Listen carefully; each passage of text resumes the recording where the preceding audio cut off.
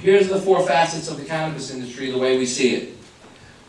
We've got the politics, we've got the people, we've got the cannabis, what they call medical marijuana, what I like to call medical cannabis, and agricultural hemp, which is like the CBD side of the business. We're not going to get into the CBD and THC stuff, but basically, you know, one of the big things that we like to do with the CHA is to try to bridge the gap and bring all these different parts of the plant together and create these amazing learning experiences, generate great energy, and you're going to see that on the panel that we have today.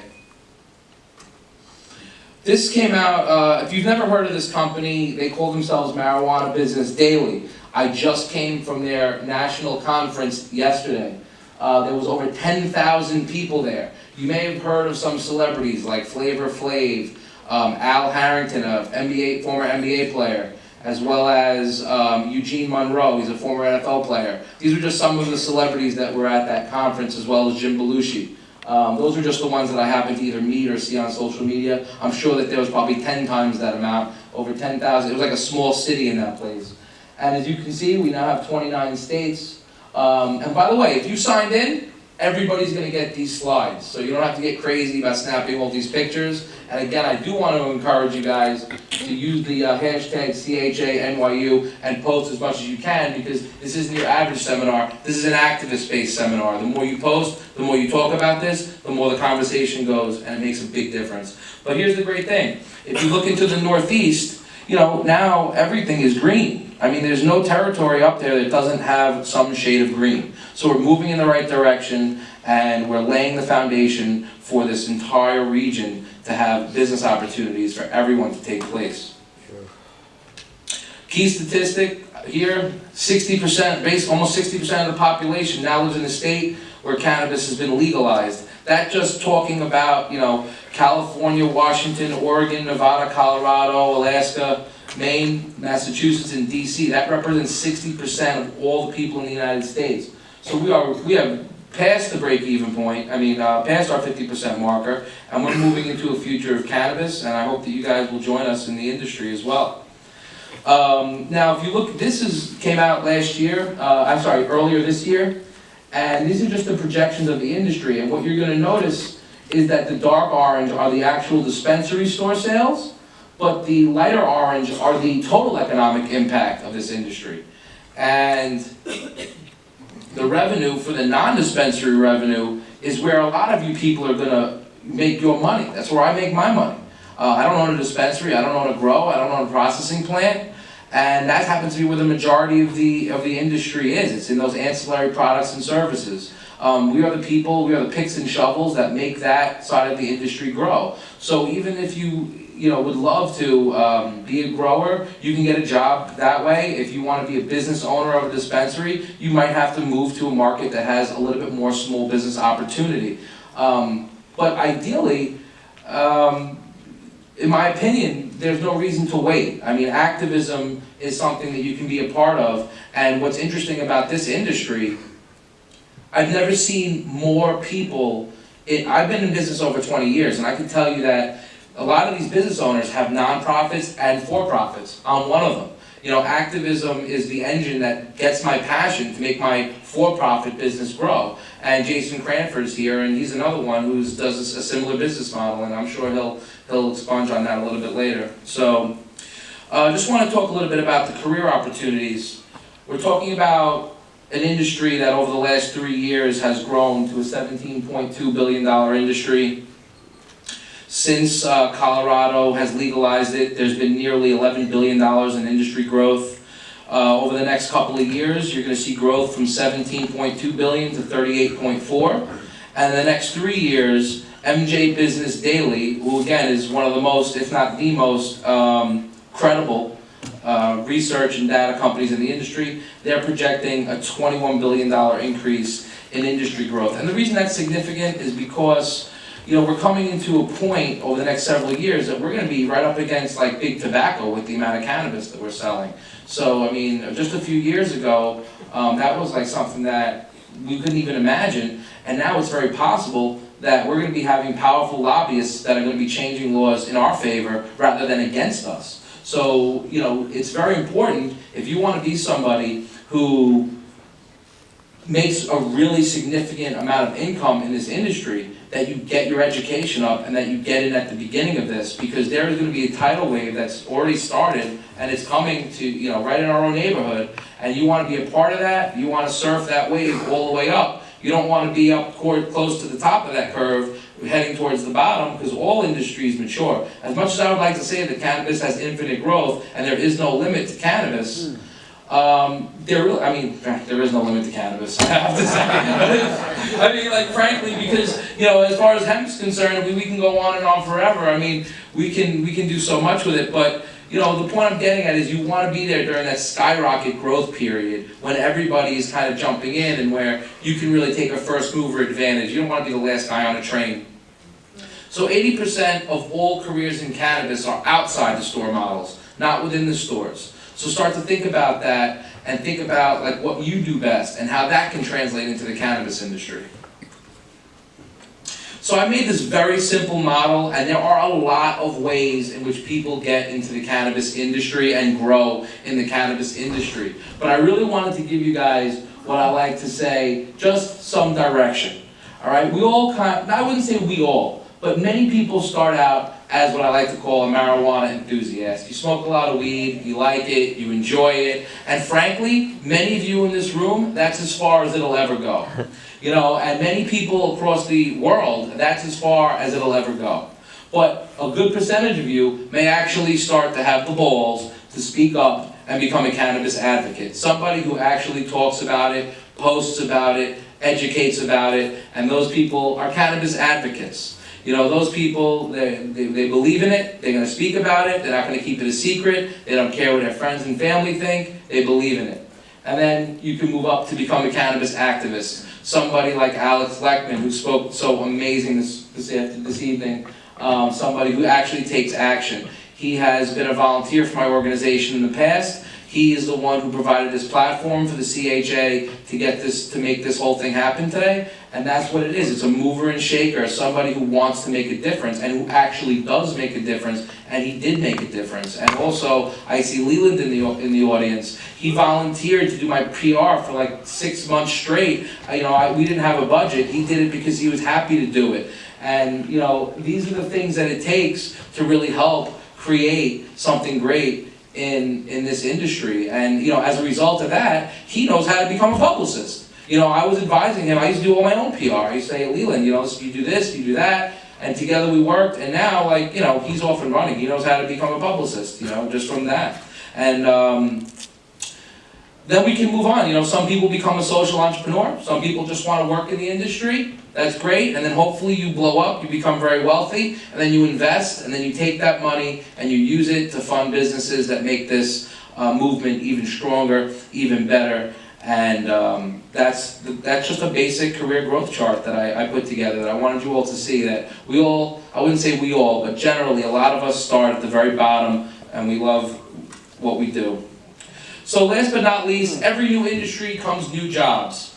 Bud tenders never existed before the cannabis industry. We're going to have thousands and thousands of them pop up in California as recreational cannabis rolls out to what, the 7th largest economy in the world? How exciting is that, right? What is it, the 6th? The 6th, so there you go. You're gonna have your cannabis growers. So here's something that really blows my mind. I'm a very spiritual person. I feel like over the last 100 years, the general person in an inner city has completely been disconnected from nature. But the opportunity for humans to reconnect with plants starts with cannabis. So many people that would never grow a tomato, all of a sudden, after like, let's say 5 years of growing that medicine, they might be like, you know what, I got this down to a science. Let me see what I can do with a tomato. You know, and then generationally, we become more exposed to reconnection with the natural world. And that's really has been taken away from us, you know, throughout the Industrial Revolution and into the period we're working today. And now I have a company called Agricultural Evolution International. That's my for-profit venture. And that agricultural evolution is the evolution that we move back towards the natural world. And that is exactly like the direction and the vision that I have for this industry. And it's essential if we want to keep this planet alive. Is anybody interested in keeping the earth alive? Woo! Yeah, okay. Yeah, I'd like to keep this place going. So infused product manufacturers, those are people that actually take concentrated cannabis and make finished products out of them, like edibles, for example. Dispensary shop owners, glass blowers, extraction technicians, bud trimmers. I mean, what's great about bud trimming is, I went to the cannabis conference and there are a lot of industrial equipment that's used to trim bud, but anybody will tell you that the perfect solution in the machine world has not really been invented yet. The best way to really handle it is by hand. And that's jobs. If you've got nice bud, you want to curate that nicely, you want to make it available. Those are real human jobs that you can't replace right now with machines. They're trying as hard as they can. They can't really figure it out yet. Security, compliance, product development, consulting, administration, tourism, reviewer, a brand ambassador for companies, media and journalism. There are so many different opportunities that are just for this specific industry, and you don't have to necessarily touch the plant in order to make millions of dollars in this space. So what's interesting is, when we move in, when does the green rush begin in the Northeast? I did a little search on Monster, looked up marijuana and cannabis, wide open in the United States, and if you look, every single job is on the West Coast. So if you wanted to get a job today in cannabis, unless you know somebody who's one of our 5 registered organizations and they need help, it's going to be very challenging to get a career directly in the cannabis industry and the store models. But that's going to change because now we have Massachusetts opening up recreational, Maine's opening up recreational. You're going to have a lot of interstate conflict with all these different states and their different regulations. I mean, there is definitely going to become a breaking point, and we are going to have an explosion of jobs on the East Coast. But my point is, now's your opportunity to get involved with advocacy and activism, and that's where you learn about where the business opportunities are, by being exposed to helping organizations that are already doing it. So, in the Northeast, expect a hardcore capitalistic employer. The Northeast is very concerned about safety and when it comes to cannabis, much more so than some of the other states, it seems in my opinion, because of the tight regulations around cannabis. So, a lot of these regulations are going to have a very small amount of business owners with very large scale industries, very few licenses available. You're going to see the small business opportunity here is going to take, in my opinion, a very long time to open up. So there has to be other ways that you're going to have to get involved. The worst thing you can do is, if you're interested in this industry, is to sit on the sideline. They call me the hemp coach. If you go to my website, it's thehempcoach.com. I'd love to help you guys get into the industry today. Don't miss the boat. I'm making money today. A lot of people are making money today. You don't want to sit there and wait for 5 years where an opportunity may open up when you can be building up a very strong resume today. Check me out. I'd be happy to help you guys with some coaching. Tight regulations, they cause a lot of stress on business owners. High potential for layoffs, mergers, and acquisitions. Now, one thing I'll say, regulations in business are important. You need to have safety protocols. You need to make sure that people aren't getting the toxic pesticides in the material that they're smoking or eating, things like that. But regulations are also something that can be very beneficial for businesses. So it's not always a negative. It's positive, it's negative, but here we're looking at very tight regulations, and they can be very stressful and cost a lot of money. So don't expect advocacy to be the reason why these owners are in the business. It could be strictly for money. I mean, in many cases, I'll give you one example of somebody who's very outspoken about that. There's a person named Trip Kieber. He's the CEO of Dixie Elixirs. He's been very open in the media that he was just a hardcore capitalist, pretty much had no love for cannabis whatsoever, got into this business strictly to make money, invested a little bit of money, and he's made a lot of money. And then after seeing the benefits that's happened to people, he was like, oh my goodness, wow, this is actually something that can help people. And then that gave him a lot of passion. So a lot of people come into this business with one goal in mind, and then all of a sudden cannabis hits them in the heart, and then they realize, why we fight, So If you're looking to get in this business in the Northeast, in some of the different states, expect a corporate cannabis environment. Expect an environment that is going to be a little bit more tight than you'll see coming out of states in the West Coast. And again, I have a lot of writing here. I don't want to go through everything and bore you. I just want to make sure, just so you know, you are going to get all these slides. So I did put a lot of information in here. I want to work from the bottom up. You want to get a job in the cannabis industry, don't get busted, okay? One of the things that's very important to know about New York City, where we're sitting in today, there's been a lot of media around the fact that cannabis has been decriminalized in New York. A lot of people wonder, like, hey, I heard I can walk around with, under, I think it's 24 grams of cannabis, and then they're just going to give me a tip of, a ticket for $100. Well, let me tell you the reality about that. If you get caught with cannabis, just happened to a friend of mine, I had to bail him out of jail. He was caught. If you're on probation, first of all, if you get caught, they're going to give you what's called a desk appearance ticket. It's a misdemeanor crime. If you have a warrant, or if you're on probation, that can lead to a probation violation, and you could be in for some serious jail time if your probation is bad. It's not like a parking ticket, folks. It's a misdemeanor crime, and you do have to report to court. And if you don't report to court on that day, they will issue you a warrant for your arrest. You will be held in contempt of court. Okay, it's not a joke what's going on out there. So don't go outside and smoke weed on your park bench thinking that it's just going to be okay. Because there are detectives all over New York trying to clean up these neighborhoods, get drugs off the street, and you don't want to be sitting there aimlessly, minding your own business, relaxing on a park bench, smoking a joint. Next thing you know, two guys pull up in a Honda Accord, which happened to my friend, threw him in handcuffs, took him down to the station, and now he got to go report to court 2 days after Christmas. That's not how you want to be spending, going into the holiday season. So please, don't get busted. Don't let the media make you believe that it's okay to just smoke pot in public in New York City, because it can be a very big hassle. All right, so get involved as a volunteer or an intern and learn from people that have already been functioning in the industry. Polish your interviewing skills in your resume.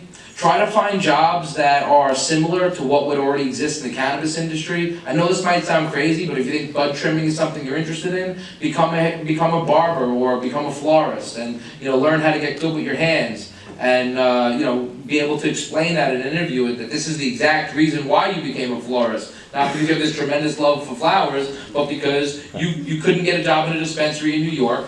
You wanted to get a job as a bud trimmer, and you figured that this would be a great way in. Get a little experience. Network. Go to the conferences that happen in the industry. Meet people and ask them the questions that are important to you. Acknowledge the risk of being stereotyped as a stoner by your potential employer, and position yourself as a professional. Don't think that, especially in the Northeast and specific states, especially on the medical side, that you can just come in there and be very aloof about the way you talk about cannabis and your recreational use habits, because they might think that you're a high risk of potentially stealing from them for your own personal consumption, or stealing from them to sell weed on the street. So you just want to make sure that you put on your best face and put your best foot forward when you go for those interviews. Another thing is create a personal brand for yourself. I mean, nowadays with the internet, and obviously a lot of you are still in college and you're going to go out into the world. You guys are better with technology than old men like me. Create a personal brand for yourself online. Talk about cannabis, the things about, and then when you go in for an interview, show them that you've created this incredible blog over the years, or this incredible social network over the years, and show them the great work that you've done. And also, I want to mention, watch your language. When you talk to certain people about cannabis, you want to make sure that you're speaking about cannabis in a way that is empowering, in a way that is makes you feel like you're a safe hire. And last but not least, study the industry. Know what's going on, have talking points, and just be somebody who can talk to industry stuff, not just consumption, but industry things specifically. So where does the green rush end? Because it's at a state-by-state level, the explosive growth is very unpredictable. Too many unknown variables. It's an 80-year-old fully developed black market. It's overly restrictive medical regulations in a lot of the states, specifically the states that have CBD only laws. I don't know if you people know about that, but that is very challenging for different people. And I think also don't underestimate the impact of the growth in the hemp industry and what that's going to do for the THC side of the industries or the cannabis side of the industries, because as hemp becomes more popular overall, once people start seeing that you can replace common goods with hemp goods, and those hemp goods are better than the old ones, all of a sudden it makes the cannabis side of the business look even better. You know, makes it look even more respectable. All right, so I just wanted to throw up some numbers here so you guys have a gauge of where we stand as an industry. 2016, coffee was a $48 billion market according to the Special Coffee Association. Tobacco was a $35 billion market. Alcohol is a $211 billion market. So the entire beverage market alone was $364 billion. Alcohol accounting for 60% of that. It's pretty impressive.